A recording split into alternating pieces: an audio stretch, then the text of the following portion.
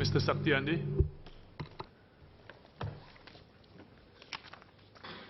Mr. Deputy Speaker, sir, I rise in support of the bill.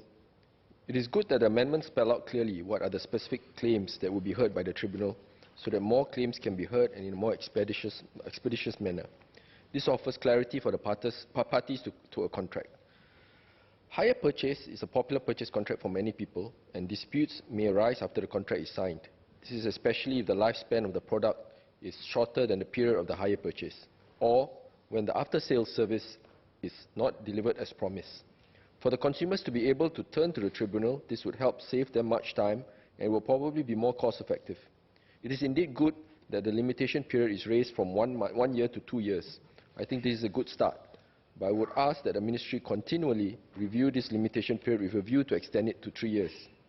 Given that there is now this amendment to the Act, may I ask if the Minister would consider making it mandatory for all hire purchase contracts to include a clause that says something to the effect that in the event of a dispute or disagreement within the period of 2 years, both parties may turn to the Small Claims Tribunal to resolve any dispute. And the inclusion of this clause would make the buyer aware of their rights, as well as flag out to the sellers that they have the obligation to fulfill under the hire purchase terms. Next, in the case of tenancy contracts, which is also another high-volume contract, given that many apartments and offices are being leased out by owners, there is a limitation that the lease should be for a 2-year period to qualify for hearing by the tribunal.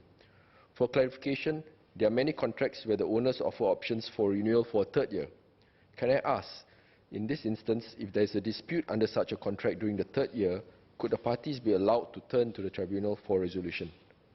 After all, the initial contract signed was for a 2-year period. I am also pleased that the monetary limits mentioned in the bill have been increased from 10,000 to 20,000, and the extended limit subject to both parties' concurrence is raised from 20,000 to 30,000.